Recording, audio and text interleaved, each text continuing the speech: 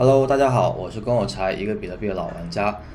这期视频呢是一个突发的视频，因为在刚刚比特币发生了一次万点的大回调。其实我不太喜欢用回调这个词啊，就在我自己的交易的逻辑里面，我通常不会管什么回调或者是类似这种。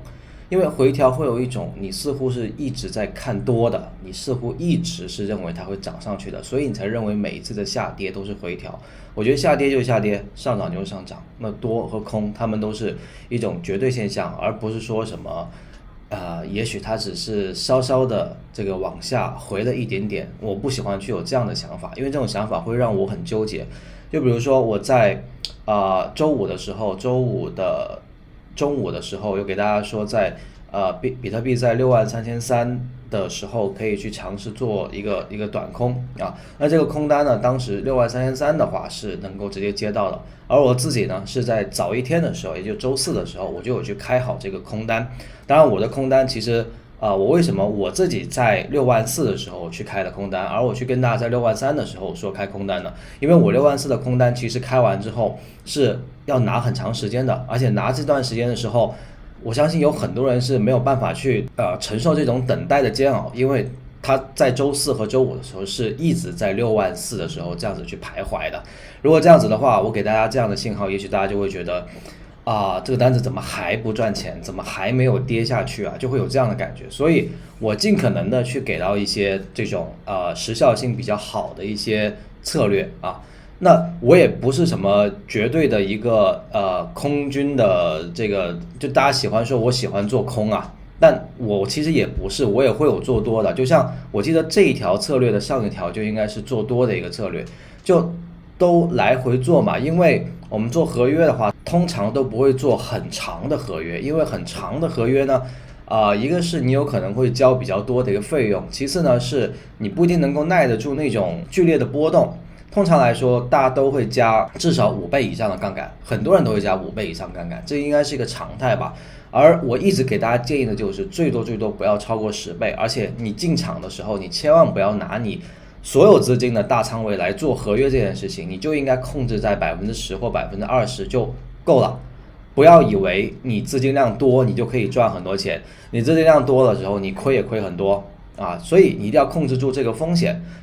合约和现货一定要能够分得开，不要混在一起。混在一起的话，你的心就会一团乱麻。为什么呢？因为你合约你既可以做多也可以做空，你可以看涨也可以看跌，可是你现货你只能看涨啊，你现货你只能看涨，那你能不能够很好的去进行这种就是大家都喜欢说的低买高卖，对吧？你能做到吗？你如果现货你不能够做到的话，那如果你这边又有重仓的在做合约，有时候就是一边开空一边开多不对，一边是开的空单的，就合约开的空单，而你的现货那边又是必须得拿着去做，去看看涨的，这样子不煎熬吗？所以回到一开始，还是把你的仓位控制好，你的合约部分不是那种你会特别在意的，或者即使亏完你也不会觉得它很糟糕的，那这个事情就很好办了。你在交易中你的心态就会比较好。那当时这个64000的空单到目前来说收益是已经非常夸张了，我都好像以前没有去给大家展示过类似差不多2000%这样的比特币的单子，我不太记得了，也许有也许没有，但这一次的收益确实是非常非常的一个丰厚，而且我这一次仓位还开的挺大的，就比往常来说会大了不少的那种大。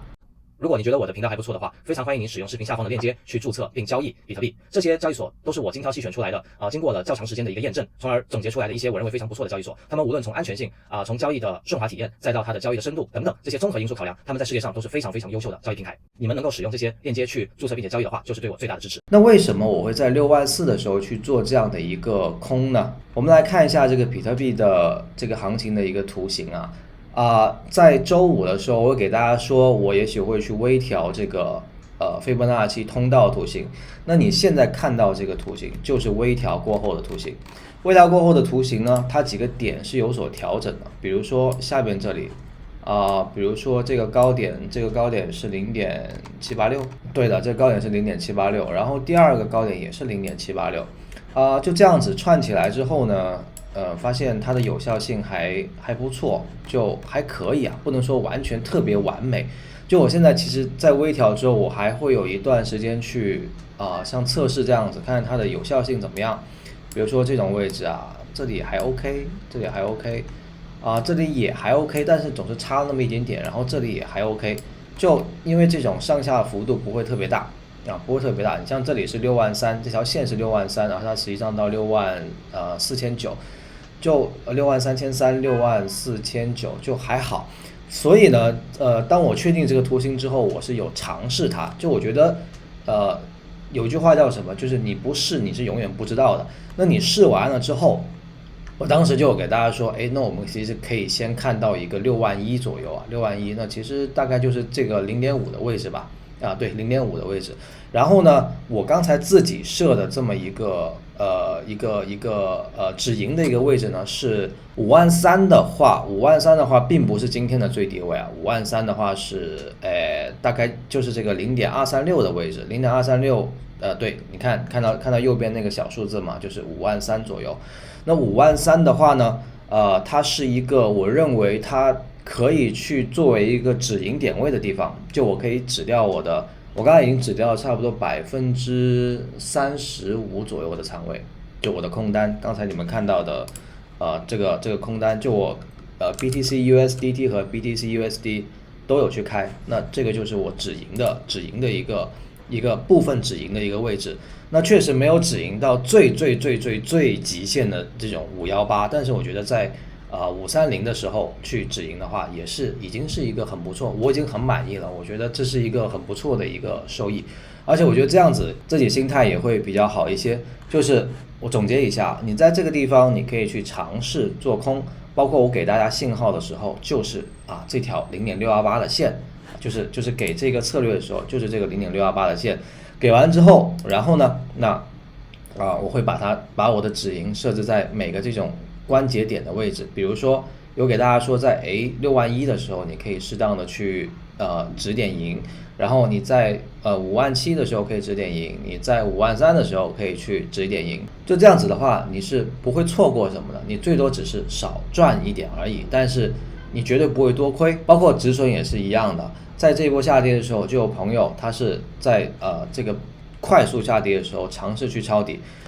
这种是很危险的。我在前面的视频里面有反复跟大家说，不要去接这种就是快速下，就不要尝试去盖帽，也不要尝试去抄底啊。盖帽就是快速上涨的时候，涨得很快，然后你想说，我要做空把它盖下来，你是盖不下来的，市场不听你的，市场也不听我的。同样下跌的时候也是一样，你在下跌的过程中这么长一段你很有可能会在这种位置就一下就进去了，对吧？在这种位置一下就进去了。那之后还有这一段呢，你能扛得住吗？如果你是做合约的话，你很有可能就扛不住了呀。所以不要在这种快速下跌或者快速上涨的时候尝试着去反向操作。你如果真的想反向操作的话，你就等一等，等到这个市场没有那么狂烈的时候你再进去。那对于后市的一个预测呢，首先跟大家说一下，就目前来看其实是出现了一个这种所谓的空头的一个强势量能，就是看到没，这根量能是很大的。它在跟前面的量能去相比的话呢，大家可以看到真的非常大，比之前的这个还要大。量一步在放大，就是市场在这个时候交易已经很充分了，在今天的这个4小时它交易已经非常充分了。那接下来呢，我认为它并不是一个会